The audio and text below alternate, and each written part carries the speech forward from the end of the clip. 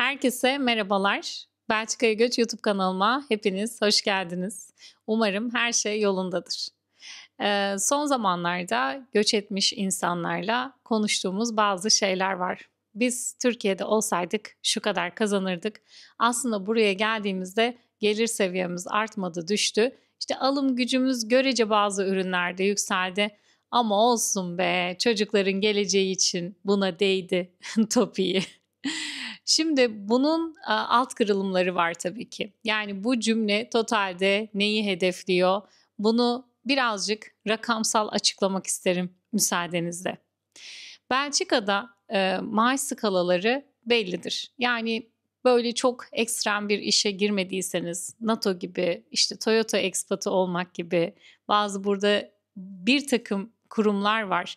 Gerçekten çok büyük maaşlar alabileceğiniz, çok iyi maaşlar, büyük, iyi, yüksek maaşlar alabileceğiniz. Öyle ekstrem durumları geçiyoruz. Onlar %10 falan.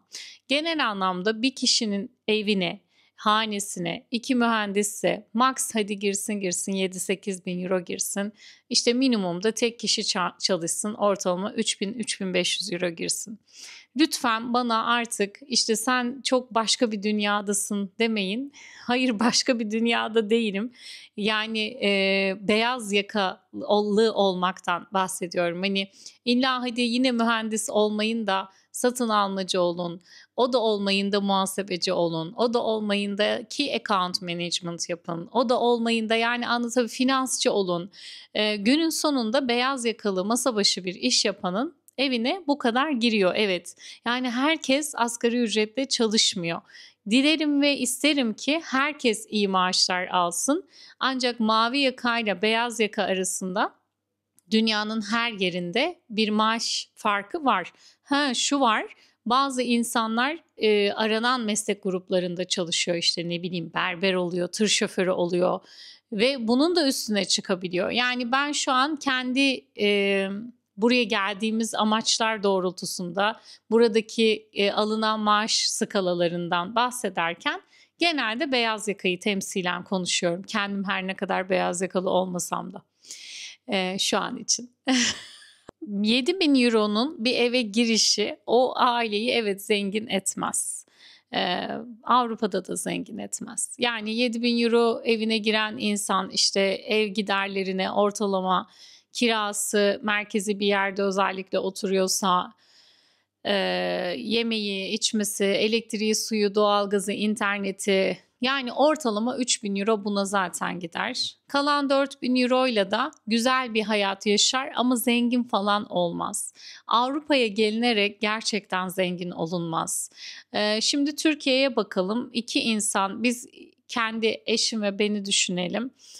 Bizim şu an benim yaptığım işteki arkadaşlarımla görüşüyorum. Ümit kendi yaptığı işteki arkadaşlarıyla görüşüyor. Ve bizim Türkiye'deki maaşımızı 38 değil 40'a da bölsek yine buradaki gelirimizin ortalama hane gelirimizin neredeyse 2 katı bir para yapıyor. Yani biz Türkiye'de kalsaydık 40'la da çarpsak bölsek hane gelirimiz hali hazırda burada kazandığımızın 2 katıydı. Lütfen hani buna da bir şey söylemeyin. Yalan söyleyecek değilim. Yani hani bu tarz videolar çekerken, paralar konuşurken de tereddüt ediyorum. Herkesin öyküsü farklı arkadaşlar ve yani 15 senelik bir kurumsal geçmişimiz var. Hani o yüzden de böyle alacak olduğumuz maaşları ya da aldığımız maaşların hesabını da kimseye vermek istemiyorum. Neyse, ama Türkiye'de şöyle bir dinamik var. Maaş ne olursa olsun çocuğunuzun eğitimi için ciddi paralar harcıyorsunuz. Ve bu paraların karşılığını alıp alamadığınız çok da net değil. Paranız olsa, sabit geliriniz olsa bile kredi çekemiyorsunuz özellikle son 2-3 yılda. Bir yatırım yapamıyorsunuz, eğitimden emin olamıyorsunuz ve şu bir yılda bile, yani benim orada olmadığım 1,5 yılda, Ümit'in orada olmadığı 2 yılda bile sağlık sektöründe de inanılmaz büyük facialar var. Özel hastanelerde bile işte bir MR'ın 10-15 gün sonra verildiğini, MR için randevunun 10-15 gün sonra verildiği söyleniyor. Hani biz alıştık ya, hemen bugün gidelim o an olsun. O anlamda söylüyorum. Yine 10-15 günde Belçika özelinde burayla kıyasladığımızda süper bir süre. Burada çünkü 6 ay sonrasına da alabilirsiniz. Her türlü şu an hızlı hizmet almak Türkiye'de daha kolay. Orada ondan yana bir sıkıntı yok. Neyse, burada değinmek istediğim şu. Ben Avrupa'ya geldim diye zengin oldum değil. Aslında daha sakinledim, daha sadeleştim, daha az harcamalara sevk etti bu durum beni. Çünkü hani belki herkesin özelinde bu yoktur, bunu da bilemem. Bu çünkü bir yaşam tarzıdır aynı zamanda.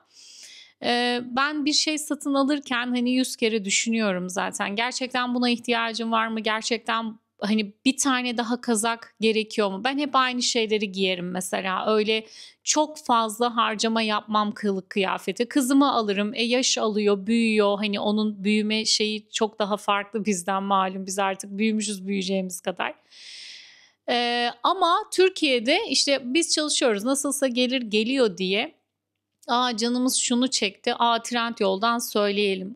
İşte 5 gömleğim var ama yarın bir toplantı var. Yeni bir fresh look'um olsun. Hadi yeniden karşıya AVM'ye gideyim. Evimizin hemen karşısındaydı da o yüzden. Bir gömlek de oradan alayım. İster istemez oluyor. Çünkü etrafın da seni buna çok sevk ediyor. Yani sen 3 gün üst üste aynı gömleği Türkiye'de giysen dışlanıyorsun ya. Yani ben bunu net hissettim. Yani takılan şalların markası bile insanların değerlerini belirliyor. Maalesef böyle. Hani ki ben böyle wow bir yerde falan da çalışmıyordum. Hani wow bir yerde zaten beni almazlar. Çok ben onlara paspal kalırdım. Hiçbir zaman mülakatlarına bile layık görmezler beni. İyi ki, çok şükür. Avrupa'da ama şöyle de bir şey oluyor. Şimdi biz ister istemez Türkiye'yi geziyorsun bir yaşa kadar ve diyorsun yani farklı bir şey de göreyim, farklı bir kültüre maruz kalayım. Ne yapıyorsun işte vize alıyorsun, yurt dışına gidiyorsun falan. 2-3 günde ucuz uçak biletiyle bir şeyler yapmaya çalışıyorsun. Çünkü bütçe sınırlı, hani her şeye sınırsız bir bütçe ayırmak mümkün değil. Ya da işte ucuz uçak bileti bakmıyorsun da işte yemeğini kısıyorsun ya da süper bir otelde kalmıyorsun da Airbnb evinde kalıyorsun ve gezmek gerçekten bu anlamda bir tık eziyetli oluyor. Ama Avrupa'da yaşarken hani bunlar artık herhangi bir Avrupa Birliği ülkesine özellikle seyahat etmek çok kolay oluyor. Hele bir de mesela Almanya'dakilere bakıyorum, çok seyahat ediyor. Çünkü oradan çok fazla yere ya da Amsterdam'dan çok daha fazla yere uçuş var. Mesela benim Brüksel'e gitmem de zahmetli, kendi aile hane özelimde. Oraya arabayı park edip hani ben 20 euroya Brüksel'den belki Viyana'ya uçak bileti bulurum ama buradan Brüksel'e benzinim, orada arabayı otoparka vermem, o biletin kaç katına gelir falan filan. Ama hani merkezi bir yerde oturuyorsanız, çok konforunuzu umursamıyorsanız, gerçekten bir sırt çantanızda epey hani böyle bir amacınız varsa gezersiniz ve bu da lükse girmez. Yani lüksün tanımı size göre ne bilmiyorum. Bana göre lüksün tanımı mesela istediğim saatte uyanabilmek. Bu benim için büyük bir lüks. İstediğim zaman yemek yiyebilmek. İstediğim zaman tuvalete gidebilmek. Çünkü son zamanlarda trafikte sıkışa 2 saat, 3 saat, 4 saat trafikte kala kala gerçekten bu ihtiyacımı bile gideremez olmuştum. Lüks size göre ne? Yani iyi bir eğitim almaya yatırılan para, yani hani okul tercih ederken bile işte şu okula göndereceğim çünkü orası çok pahalı diye mi? Yani maalesef böyle tercihler yapan veliler de var.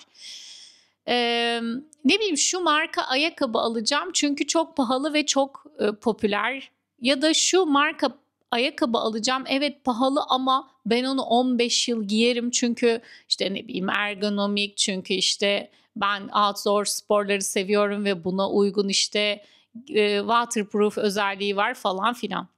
Yani bunlar hepsi sizin kim olduğunuzla ilintiliyse de lüks Avrupa özelinde gerçekten çok mümkün değil. Ama ne oluyor? Avrupa'ya yerleşenler hem bir mekana gidiyor. İşte o mekandan böyle birazcık da filtre kullanarak 2 fotoğraf, video atıyor. Hani Türkiye'deki düşünüyor ki, benim işte arkadaşım, akrabam oraya gitti, hayatı inanılmaz değişti. Öyle bir evde oturuyor ki böyle, yani hani şöyle bahçesi var, bu var. Mesela burası için yine bahçeli ev bir lüks değil. Yani örneğin, ama Türkiye için evet lüks.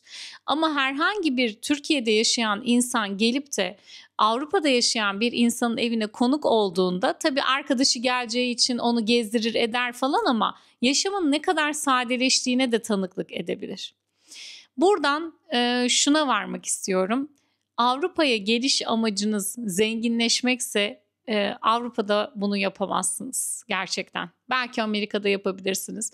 Avrupa herkesi eşitler aslında bir tık da. Çünkü 2 kişi mavi yaka olunca bir kişi beyaz yakanın maaşının da üzerine çıkma olasılığı yüksektir. Hele bir de flexi job yaparsa, yani ek iş. Bu durumda mesela bazılarının canını sıkıyor. Bir de bunu fark ettim. Eşitlenmek istemeyenler var. Eşitlenmek istemeyenler için de Avrupa çok güzel bir yer değil. Bazı videoları izlerken, dinlerken hani kişinin yaşam görüşünün ne olduğuna dikkat etmek bu yüzden bence çok değerli. Peki sen Avrupa'ya ne için gelmek istersin? Ya da ne için Avrupa'ya gelmek istemezsin? Yorumlara yazarsan sevinirim. Hoşça kal.